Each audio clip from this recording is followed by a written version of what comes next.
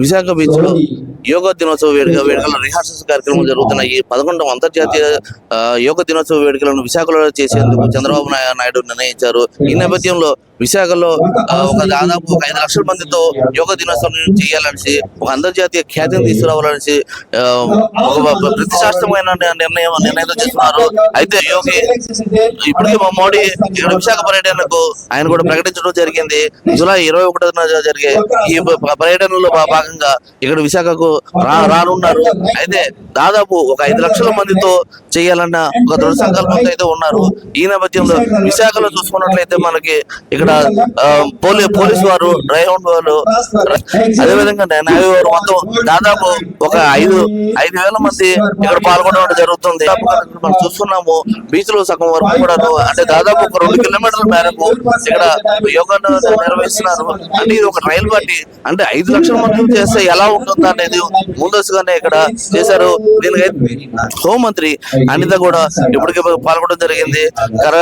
Collector Visakha incharge డోలశ్రీ Anjaneyulu కూడా దీంట్లో పాల్గొనడం, యోగాలు అయితే వాళ్ళు చేస్తున్న దృశ్యాలు అయితే మనం చూస్తా ఉన్నాం. ఇక్కడ అయితే అంటే యోగా అనేది ఎంతైనా కానీ ఆరోగ్యపరంగా మనకి చేస్తున్నారు.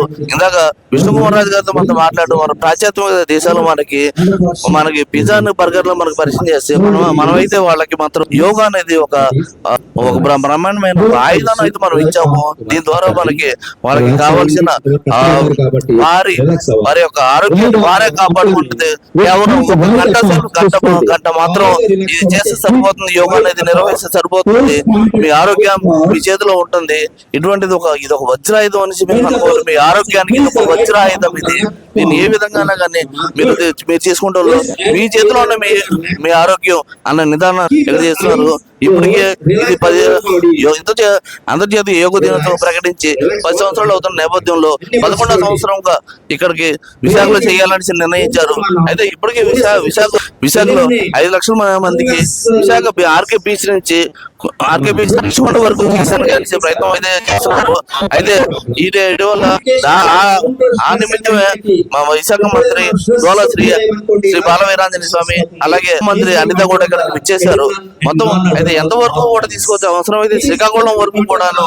దీన్ని ఎలాగంటే మన విశాఖకు వచ్చేవాడికి బీచ్ కార్యాలయం చాలా పొడవైనది. దాదాపు 40-45 నుంచి 50 కిలోమీటర్ల వరకు ఉన్న పొడవు ఉంటుంది. ఈ దాదాపు మొత్తం వరకు అక్కడ వరకు కూడా ఈ యోగా దినోత్సవాన్ని నిర్వహించాలని మొత్తం ఒక 5 లక్షల మంది అయితే దాదాపు ఖరారు చేయాలని, ఎన్ని పాయింట్స్ కావాలని అంటే ఒక 60 నుంచి 68 వరకు మొత్తం ఒక యోగ స్థానాలను నిర్వహించాలని అంటే ఇదే కూడా చూసుకున్నట్టయితే మనం ఇప్పుడు దాదాపు 1 కిలోమీటర్ మేరకు యోగ దినోత్సవం కేవలం పోలీసు వారు, నేవీ వాళ్ళు ఉండడం 1 కిలోమీటర్ వరకు ఇక్కడ వ్యాప్తి చెందింది.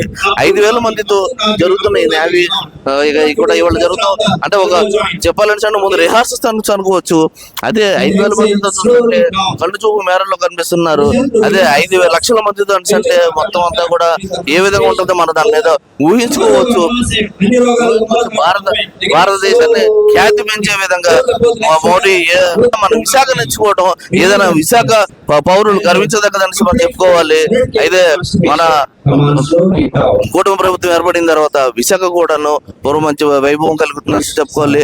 ఏదేమైనా కానీ ఇక్కడ చూసుకున్నట్లయితే అదిలో భాగంగానే మనకి గతంలో మనం చూసుకోవచ్చు. ఊదూత్ వచ్చినప్పుడు కూడా ఊదూత్ వచ్చిన తర్వాత మోడీ విశాఖ పర్యటన చేశారు. మోడీ విశాఖ పర్యటన చేయడంలో ఆయన దీన్ని స్మార్ట్ సిటీగా ప్రకటించి దీనికి అభివృద్ధికి ఎంతో జరిగేదారు మనం చూసుకున్నాము.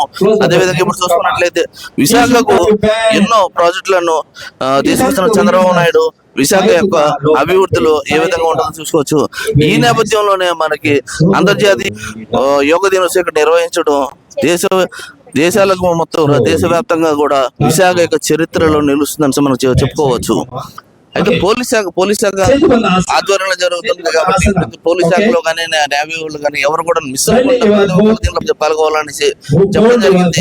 అదేవిధంగా దాదాపు ఒక 5,000 మందితో చాలా ఘనంగా అయితే నిర్వహిస్తున్నారు. ఏమైనప్పటికీ విశాఖలో ఈ యోగా డే విశాఖ జాతీయ భారతదేశంలో నెంబర్ 1 స్థానంలో అయితే మంచి పేరు ప్రఖ్యాతులు అయితే సాధిస్తుందని మనకి విశాఖలో మనం చూసుకోవచ్చు. Cameraman Arun Satish Naidu, prime minister Visakhapatnam.